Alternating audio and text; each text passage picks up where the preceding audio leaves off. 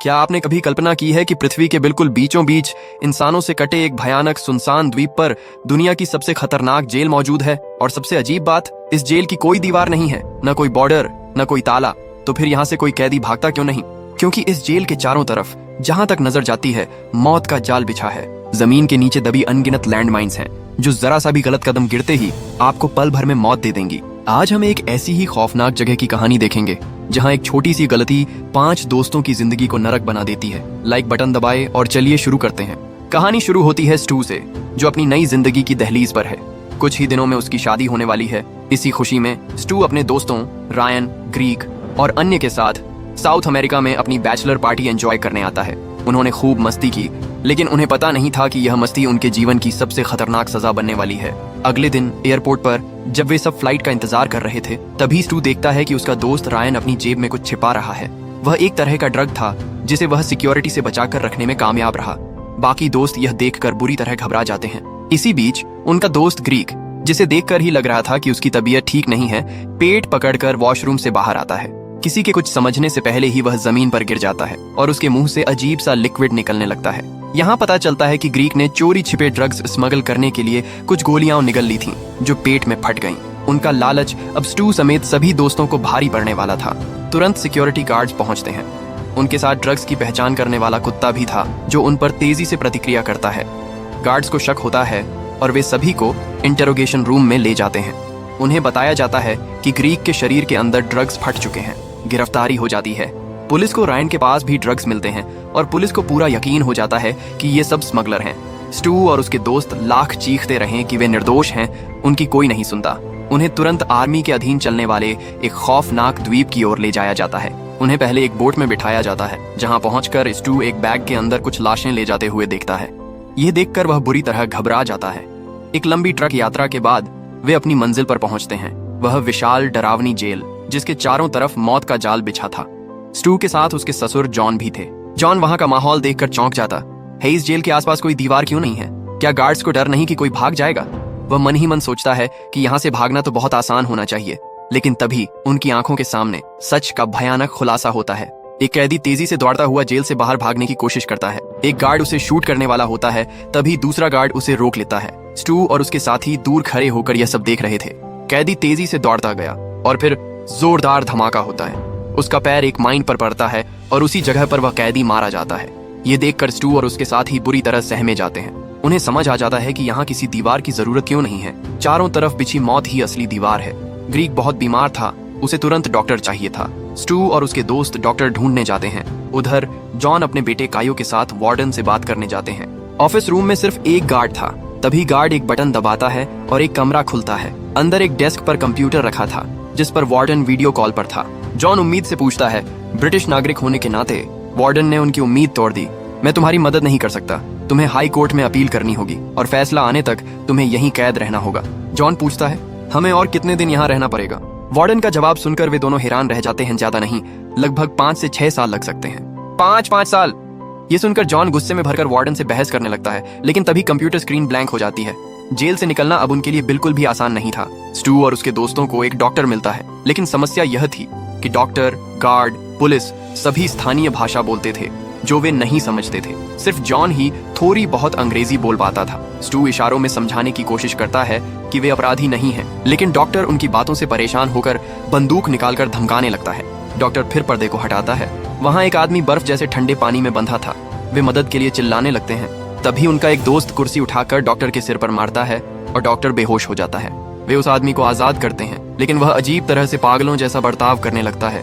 Doctor की बंदूक उठाता है और बिना कपड़शरों के बाहर दौड़ जाता है। सलमा बहुत ही आदर पूर्वक उनका स्वागत करती है और खाने पर बिठाती है। फिर वह सीधे मुद्दे पर आती है। मैंने सुना है कि ग्रीक करोड़पति है और तुम सब उसकी वजह से फंसे हो। अगर तुम मुझे 2 लाख US$ दोगे तो मैं तुम्हें सुरक्षित रूप से यहाँ से बाहर निकाल सकती हूँ। अगर नहीं तो मैं नहीं बता सकती कि तुम्हें यहाँ कितने दिन रहना पड़ेगा। वे सब तुरंत सहमत हो जाते हैं, लेकिन उनके पास पैसे नहीं थे, इसलिए वे सलमा से थोड़ा समय मांगते हैं।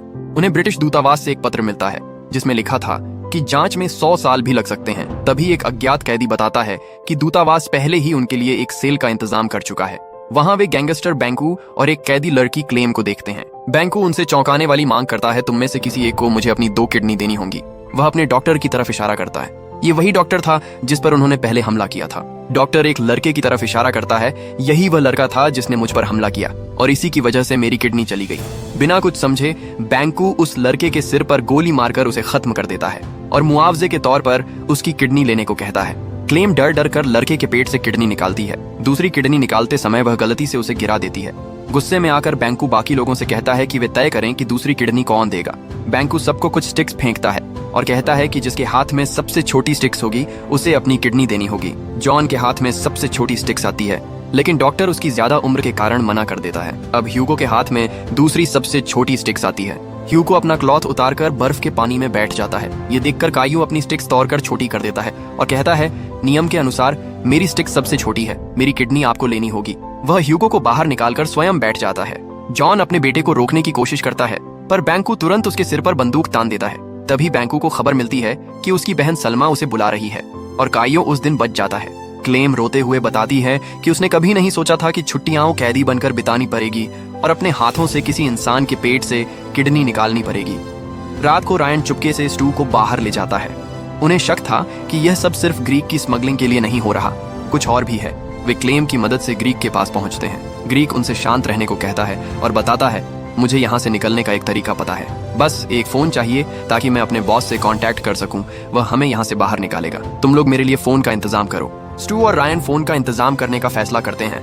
वे एक कर्मी से अंगूठी के बदले एक पुराना फोन लेते हैं। स्टू वॉशरूम में ग्रीक से मिलता है। ग्रीक अपने बॉस को फोन करता है, पर बॉस के पूछने पर वो फोन काट देता है। ग्रीक तब स्टू को समझाता है, देखो तुम किसी तरह सारी गलती अपने ऊपर ले लेना, मेरे बॉस से कहना कि यह सब तुमने किया, तुम्हारे पास से ही ड्रग्स मिले थे। मैं वादा करता हूँ मैं बाहर निकलकर तुम सबको आजाद कर दूंगा। स्टू चुपचाप सुनता है और फिर फोन पर बॉस को असली सच बता देता है। ये सारी परेशानी ग्रीक की वजह से हुई है। ग्रीक उसे रोकने की कोशिश करता है। स्टू समझ चुका था कि ग्रीक उन्हें छोड़कर भागना चाहता था। रोकने की कोशिश में स्टू गलती से ग्रीक को जोर से मार देता है। जब बात खत्म करने के बाद वह उसे उठाने की कोशिश करता है तो देखता है कि ग्रीक ने सांस लेना बंद कर दिया है। डर के मारे स्टू ग्रीक के मृत शरीर को कमोड में डाल देता है और भाग जाता है।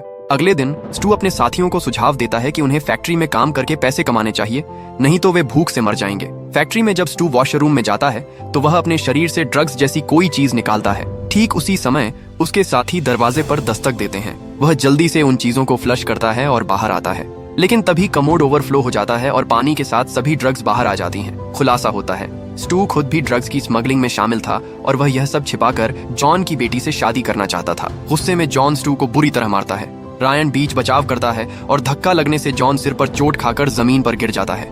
सभी सोचते हैं कि वह मर गया, लेकिन अचानक वह आंखें खोलकर सबको चौंका देता। उधर सलमा ह्यूगो को इशारा देती है। ह्यूगो बारूदी सुरंग को बैंकू के कमरे में सेट करता है और बाहर निकल आता है। तभी बैंकू का दोस्त सामने आता है। वह अंडरकवर एजेंट था। तभी जोरदार धमाका होता है। बैंकू भागकर अंदर जाता है और अपने दोस्त यानी एजेंट को टुकड़े टुकड़े हुए देखता है। बैंकू को अब समझ आ जाता है कि यह सलमा का प्लान था उसे मारने का। सलमा तुरंत भागने की कोशिश करती है और बैंकू बंदूक लेकर उसका पीछा करता है। दोनों एक दूसरे पर फायर करते हैं। इसी बीच एक आदमी जिसे स्टू ने भागने में मदद की थी, गार्ड के टॉवर से नीचे उतरते ही उसी मौके का फायदा उठाकर गार्ड के कमरे में चला जाता है। वह कंट्रोल रूम को फोन करता है, बताता है कि सलमा और बैंकू के बीच बड़ी परेशानी हुई है।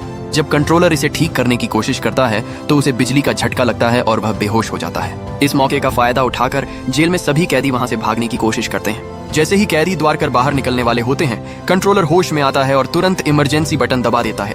स्टू सबसे पहले द्वार कर लैंडमाइन फील्ड में कदम रखने वाला होता है। तभी रायन उसे रोक देता है क्योंकि उसने विस्फोट की आवाज सुनी थी। सभी लोग अपने अपने स्थान पर खड़े हो जाते हैं। जॉन को लगता है कि उन्हें फिर कभी ऐसा मौका नहीं मिलेगा। काइयो की चेतावनी के बावजूद जॉन वहां से भागने के लिए आगे बढ़ता है और ठीक उसी समय एक और बारूदी सुरंग फट जाती है। जॉन का शरीर वहां बिखर जाता है। स्टू और रायन सुरक्षित क्षेत्र में खड़े थे। वे काइयो को भरोसा दिलाते हैं कि वे फोन पाते ही उसे बाहर निकालने की व्यवस्था करेंगे। काइयो फोन उठाकर स्टू की तरफ फेंकता है, लेकिन फोन जाकर उस आदमी के हाथ में गिरता है जिसने कंट्रोल रूम को फोन किया था। स्टू और रायन उस आदमी को फॉलो करते हुए भागने लगते हैं और काइयो को कई बार बुलाने के बावजूद भी एक बार भी पीछे मुड़कर नहीं देखते और उसके साथ धोखेबाजी करते हैं। काइयो अपने पिता की मौत और दोस्तों के धोखे से पूरी तरह टूट जाता है। उधर क्लेम को लिवर ट्रांसप्लांट सर्जरी के लिए बुलाया जाता है। तभी किसी ने उनके कमरे में बम जैसी चीज फेंकी। यह उस लड़के की बहन ने किया था जिसे ट्रांसप्लांट के लिए लाया गया था। क्लेम बच्चों के साथ डील करके बॉडीगार्ड की जेब से चाबी निकालकर भाग जाती है। वह जेमा नाम की एक और बंदी लड़की को मुक्त करती है। जेमा उसे बाहर निकलने में मदद करने का भरोसा देती है, लेकिन जैसे ही वे कमरे से बाहर निकलते हैं, जेमा क्लेम को अंदर लॉक कर देती है। सलमा आकर क्लेम का लॉक खोलती है। वे डॉक्टर के पास जाते हैं, लेकिन देखते हैं कि डॉक्टर की लाश टब में है। जेमा उन पर हमला करती है। तभी क्लेम को बंदूक मिल जाती है। जेमा तब एक फ्रिज की तरफ इशारा करती है, जिसके पीछे गहरी सुरंग थी जो सीधे समंदर किनारे से जुड़ी थी। सलमा भी उनके साथ भागना चाहती है। तीनों सुरंग में प्रवेश करते हैं। उन्हें विशाल गोरिल्ला की आवाज सुनाई देती है। वे भागते हैं और सलमा अपने बॉस की लाश देखती है, जिसे गोरिल्ला ने मार दिया था। वे सुरंग के दरवाजे तक पहुंचते हैं। तीनों बटन दबाते ही दरवाजा खुल जाता है, लेकिन उनकी सारी उम्मीदें खत्म हो जाती हैं। सलमा का भाई बैंकू पहले से ही दरवाजे पर था। बैंकू तुरंत सलमा को शूट कर मार देता है। वह अपनी बहन की लाश उठाता है और चला जाता है। क्लेम दरवाजे के बाहर निकल जाती है, लेकिन जेमा बाहर निकलने से पहले क्लेम दरवाजा बंद कर देता है। जेमा अंदर फंस जाती है और गोरिल्ला आकर उस पर हमला करता है। क्लेम बाहर सब देखता रहता है, क्योंकि जेमा ने भी उसके साथ धोखा किया था। कई प्रयासों के बाद रायन और स्टू भी सुरंग से बाहर निकलकर समुद्र के किनारे पहुंचते हैं। रायन बहुत थक चुका था, वह बैठ जाता है। तभी अचानक रायन देखता है कि स्टू एक पत्थर हाथ में लेकर उसकी ओर बढ़ रहा है। स्टू उस पत्थर से रायन के सिर पर वार कर उसे मार देता है। कारण उन्होंने फैक्ट्री से बहुत सारे ड्रग्स चुरा लिए थे और स्टू चाहता था कि ड्रग्स बेचकर सारा पैसा वह अकेला ले जाए। उसने शुरू से ही रायन को मारने का प्लान बनाया था। स्टू रायन की लाश वहीं छोड़कर नाव में बैठकर अपने शहर लौटने के लिए रवाना हो जाता है, लेकिन तभी अचानक क्लेम पानी से नाव में कूद पड़ती है। क्लेम ने स्टू को रायन को मारते हुए देख लिया था और अब स्टू के लिए क्लेम का जिंदा रहना खतरा था। वहीं क्लेम भी जानती थी कि स्टू उसे मार सकता है।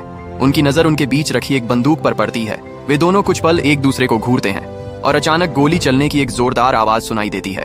रायन असल में मरा नहीं था, वह अभी भी जिंदा है, पर रहस्य बाकी है। नाव में किसने किसे गोली मारी, क्लेम ने स्टू को या स्टू ने क्लेम को? कौन बचा, ये स्पष्ट नहीं होता। और इसी गहरे अनसुलझे रहस्य के बीच कहानी यहीं खत्म हो जाती है। दोस्तों, यह कहानी सिर्फ लैंडमाइन और जेल के बारे में नहीं थी। जॉन की मौत उसकी गलती थी, लेकिन काइयों का अकेलापन स्टू और रायन के धोखे की सजा थी। अंत तक हर किरदार ने अपने फायदे के लिए किसी और को धोखा दिया। अगर आपको ये कहानी पसंद आई है तो ऐसी और कहानियों के लिए हमारे चैनल को सब्सक्राइब करना न भूलें। मिलते हैं अगली वीडियो में।